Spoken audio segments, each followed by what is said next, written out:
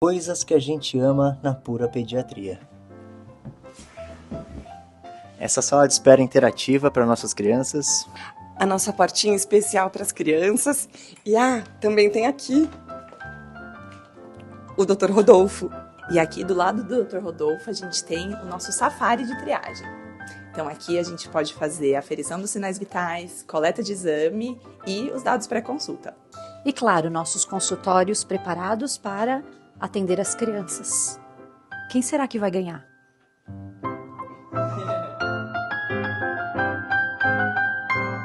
Como usar o Aerolim em bebês e crianças? Usamos um mecanismo chamado espaçador e máscara. Acoplado, o adulto faz o Aerolim direto na boca, bebês e crianças precisam do espaçador e a máscara para poder fazer a medicação. Quem usa Aerolim, o espaçador e máscara, bebês e crianças asmáticos, chiadores e outras indicações mais específicas. E se você gosta de pediatria de verdade, acompanhe nosso Instagram. Você sabia que existe uma relação direta entre amamentação e risco de obesidade na vida adulta? As crianças que são amamentadas, elas desenvolvem mecanismos de fome e saciedade específicos. É como se fosse uma programação metabólica desde os primeiros dias de vida. Quem é amamentado possui um risco 22% menor de desenvolver obesidade. Se você não conseguiu amamentar, tá tudo bem. É importante que você conte com uma rede de apoio adequada e um acompanhamento médico especializado. Conte com a gente. Por que, do ponto de vista da pneumopediatria, o leite materno é tão importante? Normalmente a gente fala que o leite materno é um alimento riquíssimo em anticorpos e em outros componentes que fortalece o sistema imune do bebê. Com isso, a gente tem menos infecções respiratórias, menos diarreia e menos alergias. Esse alimento vale ouro. Dr. Breno, qual é a sua dica de ouro na pediatria? Dormir cedo e ter uma boa rotina de sono. Doutora Débora? Mais ar livre, menos tela. A minha dica de ouro é menos ultraprocessado e mais comida de verdade. Doutora Andréia? É que os pais consigam seguir um pouquinho do seu instinto, daquilo que vem dentro de você. Isso também é pura pediatria.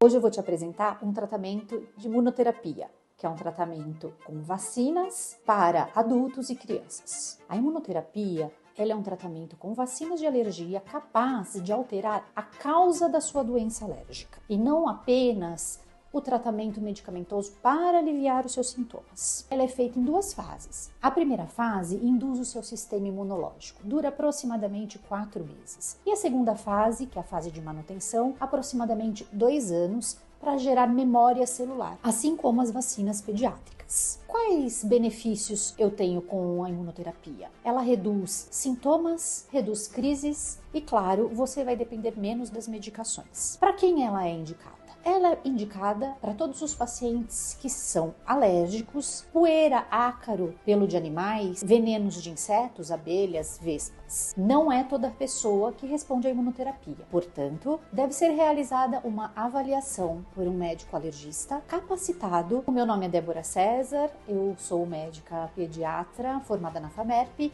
e alergoimunologista formada na Universidade Federal de São Paulo. Conte conosco aqui na Pura Pediatria. Você usa algum tipo de reposição hormonal em gel e tem filhos? Então eu preciso aqui da sua atenção. O gel, ele geralmente tem uma absorção cutânea muito potente. E isso, no contato com o seu filho diariamente, seja no contato próximo, através do abraço, do beijo, ou mesmo através dos tecidos, lençol, toalha, a gente pode ter uma absorção cutânea pela criança e isso acarreta em alguns riscos.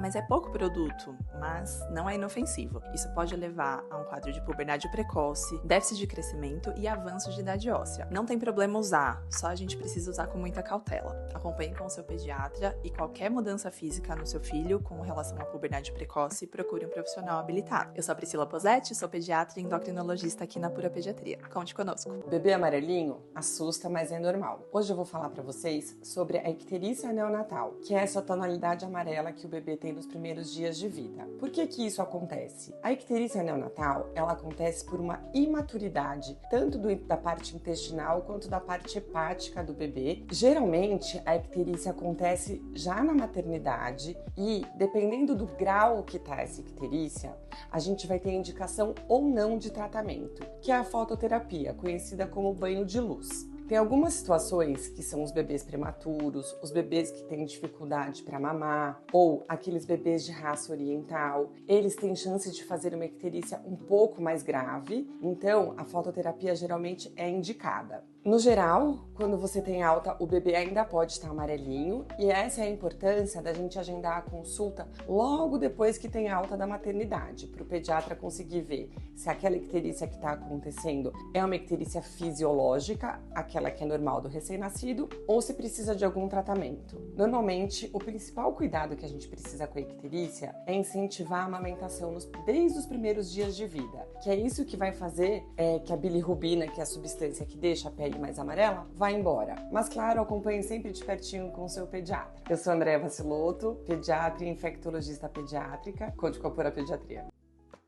Bronquiolite, aquela primeira infecção viral respiratória em que o vírus acessa a nossa via aérea inferior, provocando chiado, cansaço, desconforto respiratório. Nós temos vacinas na gestante, vacinas no bebê, que podem abreviar ou minimizar o impacto dessa doença na nossa população pediátrica. Conhecer os sinais é importantíssimo. Desconforto respiratório, através da tiragem subcostal, da tiragem intercostal, da retração da fúrcula e do batimento e voltar das asas do nariz. Na dúvida, procure seu pediatra. Na persistência dos sintomas, o pneumopediatra é aquele que vai te assessorar. Queda de temperatura faz a nossa imunidade cair? Não. Essa mudança de temperatura brusca, ela na verdade é só um gatilho para você desenvolver aquilo que você já tem.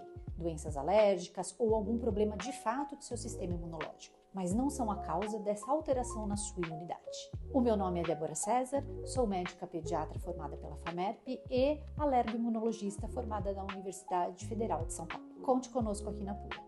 As meninas não param de crescer quando menstruam. Essa é uma afirmação que muitos pais trazem na consulta endocrinológica. Na verdade, o que determina o crescimento da menina é o grau de amadurecimento ósseo. Isso a gente consegue avaliar através do raio-x de idade óssea. O raio-x de idade óssea é um exame simples, é um raio-x do punho. Em geral, as meninas, quando menstruam, já alcançaram a maior parte realmente da sua estatura. Essa avaliação ela é multifatorial, então a gente leva em conta o grau de amadurecimento ósseo através do raio-x. Além do raio-x de idade óssea, a gente leva em consideração o amadurecimento clínico da puberdade e também os exames laboratoriais. Sou a Priscila Posetti, eu sou pediatra e endocrinologista infantil. Conte conosco aqui na Pura Pediatria. Já percebeu que quando você entendeu toda a rotina do seu bebê, ela muda? Isso tem uma explicação. Eles são chamados os saltos de desenvolvimento ou de crescimento, que envolve a rotina do bebê como um todo, o sono, a alimentação. Mas isso não é um motivo de sofrimento. Isso faz parte do crescimento, tanto seu quanto do bebê. Existem aplicativos que ajudam, mas eu não recomendo o uso, porque a mãe fica esperando no aplicativo essas semanas acontecerem e quando chega realmente a hora do salto, a mãe já tá tão ansiosa que ela não consegue prestar mais atenção no bebê. Então eu costumo dizer que ela sofre antes e durante, só que logo vem outro. Então o que a gente tem que fazer? Conforme as mudanças vão acontecendo, você vai mudando realmente a rotina. Vou dar um exemplo para vocês. O recém-nascido geralmente dorme a cada 2-3 horas. Quando eles estão perto dos 2 meses de vida, até mesmo no final do primeiro mês de vida, eles começam a ter um sono noturno um pouquinho mais longo. Isso vai mudar todo o dia dele. Então, vamos vivendo, sempre conversando em consultas, como fazer com essas mudanças, pra gente não sofrer antes e sim conseguir durante o processo ajudar a família. Eu sou Andréa Vaciloto, sou pediatra e infectologista pediátrica. Conte com a Pura Pediatria para cuidar dos seus pequenos. Se o bebê está gripado e começou a respirar mais rápido, atenção! A bronquiolite é uma infecção viral muito comum antes dos 2 anos, frequentemente causada pelo VSR, o vírus social respiratório, e também por outros vírus. Os sintomas da bronquiolite incluem respiração rápida, chiado, esforço para respirar e dificuldade para mamar. Ao que devemos ficar alerta? Os sinais de desconforto respiratório, a retração embaixo do diafragma, o afundamento das costelas, o afundamento do pescocinho e a abertura da asinha do nariz, em especial quando o bebê tem dificuldade para mamar. Meu nome é Breno Lioi, sou pediatra e pneumologista pediátrico e também vice-presidente do Departamento de Pneumologia da Sociedade de Pediatria de São Paulo. Na dúvida, procura atendimento aqui na Pura Pediatria. O seu filho é alérgico a leite, toma um leite super caro e você nem sabia que isso é de graça no SUS? O primeiro passo é que o seu filho precisa de um bom diagnóstico e um bom acompanhamento, para que a gente defina qual é o melhor leite e os outros tratamentos. Posso ser muito sincera com você? A fórmula especial é muito importante, mas um bom acompanhamento é essencial, pois requer um tratamento com a reintrodução do leite. Isso precisa ser feito de maneira correta, gradativa, por um médico pediatra alergista. Meu nome é Débora César, sou médica pediatra formada na FAMERP e alergista imunologista formada na Universidade Federal de São Paulo. Conte conosco aqui na Pura Pediatria. No tema inverno, doutora Débora, qual que é o seu mito favorito? Andar descalço fica doente. E você, Pri? Friagem causa gripe. Doutor Breno? O xaropes funciona melhor que a lavagem nasal. Agora pra minha vez, que a vacina da gripe causa gripe. A vacina da gripe é morta e esquartejada. Ela não tem como efeito colateral gripe. Pode vacinar.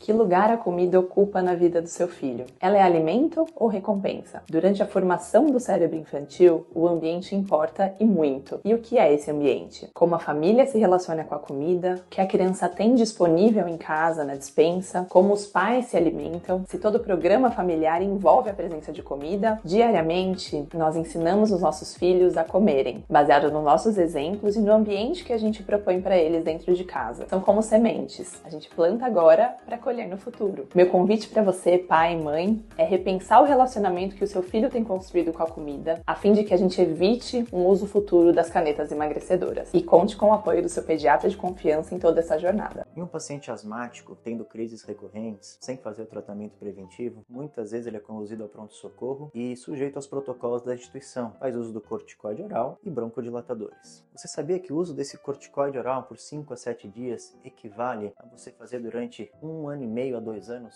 de um tratamento preventivo com spray inalatório ou com pó inalatório? O uso recorrente de corticoides orais podem afetar o peso do seu filho, podem aumentar pelos no seu filho, podem atrasar o ritmo de crescimento e aumentar o risco de fraturas. A minha dica principal é: se você tem um filho que tenha crises recorrentes, procure ajuda, procure a prevenção e nos acompanhem para saber mais sobre a saúde respiratória dos pequenos. Ninguém gosta de ir ao pronto-socorro e mesmo os médicos, principalmente os pediatras, a gente pede para evitar a ida desnecessária ao pronto-atendimento por conta de exposição a outros riscos, até mesmo pela chateação desnecessária. Mas quando que você deve ir mesmo ao pronto-atendimento? Acidentes em casa, queimaduras, ferimentos cortocontusos com faca ou outros objetos, quedas, principalmente aquelas com alteração do nível de consciência, desmaios, vômitos, febre alta e persistente por um certo tempo, manchas no corpo que ninguém consegue explicar direito a origem, e também nos sinais de desidratação, principalmente naqueles que vêm junto com vômito e diarreia, como diminuição da diurese, do xixi, aquele choro sem lágrimas, alteração do nível de consciência, a criança mais sonolenta e, claro, quando o seu instinto mandar. Mas conte sempre com o seu pediatra, que ele sim, por uma mensagem, um telefonema, ele pode te direcionar ou não para essa consulta do pronto atendimento. E se você está procurando um pediatra, conte com a Pura Pediatria. O link do nosso WhatsApp está na bio. Acabei de receber uma mensagem aqui de uma mãe perguntando se a altura do filho dela está adequada ou não. Você já se fez essa pergunta? É claro que para essa análise a gente precisa de muitos dados. A gente usa curva de crescimento, idade óssea, exames laboratoriais. Cada diagnóstico é muito individual. A gente precisa levar em consideração estilo de vida, os fatores nutricionais, laboratoriais, hormonais e, se necessário, o tratamento. Essas aqui são as canetas aplicadoras de GH, que é o hormônio de crescimento. Existem variações de marcas, de modos de aplicação e de preparo, mas o mais importante não é para quem quer, é para quem precisa. Sendo uma reposição hormonal diária, subcutânea e de custo elevado, precisamos sempre pesar risco-benefício na hora de considerar esse tipo de tratamento para sua criança. Na dúvida se sua criança está ou não na altura certa, procure a ajuda de um pediatra e um endocrinologista infantil também pode te ajudar. Conte com a gente aqui na Pura. Provavelmente você já ouviu falar que o uso de bombinhas de asma pode trazer um vício. Na verdade, em boa parte das consultas, a ideia é essa: quebrar esse mito. Existem dispositivos inalatórios em formato de spray, dispositivos de pó seco, todos eles podem ser usados de acordo com a faixa etária. Independente do que a gente usar, seja spray, seja pó inalatório, o mais importante é não deixar de fazer o tratamento. Manter uma boa adesão diariamente, ter um bom controle ambiental e o retorno frequente às consultas para reavaliação trimestral do tratamento. As crises de asma, ainda mais em caso de recorrência dos sintomas, podem levar a perdas frequentes de função pulmonar, e isso não tende a retomar a normalidade. Não deixe de fazer o tratamento preventivo. O tratamento preventivo minimiza as crises recorrentes, traz noites melhores de sono e atividades sem limitação. O uso de sprays inalatórios através de seus dispositivos, passadores, máscaras, são de usos pontuais com reavaliações frequentes e fazem toda a diferença no tratamento. Se você está procurando um pneumopediatra, conte comigo aqui na Pura Pediatria. Será que meu filho tem alergia à proteína do leite de vaca? Crianças lactentes? que tem muita cólica, refluxo. Como fazer para identificar uma alergia à proteína do leite de vaca? Sempre podemos pensar nesse diagnóstico diferencial, uma avaliação bem detalhada com relação a ganho de peso, com relação a sintomas, com relação à história materna de alergia alimentar, história paterna, história familiar, irmãos. É muito importante e essencial para que se faça um bom diagnóstico, um bom tratamento e um bom acompanhamento. Uma dúvida muito frequente: dá para voltar a tomar leite após fazermos o tratamento da alergia à proteína do leite? Sim, é possível, desde que se façam as restrições necessárias e depois a reintrodução deste leite de uma maneira segmentada. Ficou com alguma dúvida? Deixa aqui nos seus comentários que a gente te responde. Esse objeto esquisito não é um colar, e eu vou te contar o que ele é. Ele se chama orquidômetro. A gente usa esse aparelho para fazer a medição dos testículos dos meninos. Ele ajuda muito para entender em que ponto da puberdade que a gente está. Em geral, os meninos, os bebezinhos, eles têm testículos desse tamanho, de meio ml a 1 ml. Quando a puberdade se inicia, os meninos apresentam testículos a partir de 4 ml, e eles vão tendo uma progressão até chegar no tamanho final. É muito importante essa avaliação para a gente entender em que ponto da puberdade que ele está, inclusive entender qual é o crescimento esperado para ele em cada fase. Para meninos, é assim que a gente detecta um caso de puberdade precoce. Na dúvida, procure seu pediatra. Quando começar um segmento com o pediatra, a gente recomenda atualmente que esse segmento comece ainda durante a gestação, na consulta pré-natal com o pediatra. Nessa primeiríssima consulta, a gente costuma falar sobre os dias da maternidade, até antes disso, o que comprar, o que não comprar, tirar essas primeiras dúvidas e definir quando será a primeira consulta do neném no consultório. Esse tipo de relação já vai trazendo um vínculo entre a família e o médico, que é muito importante, num tempo de tantas informações, você conseguir filtrar o que realmente é verdadeiro e te trazer segurança. Então a pediatria, ela também tem um pouquinho de filosofia, um pouco do encontro mesmo. Então aproveite esse tempo da gestação também para encontrar um pediatra para você chamar de seu. E para conhecer a gente aqui da Pura, é só agendar sua consulta. A gente espera vocês.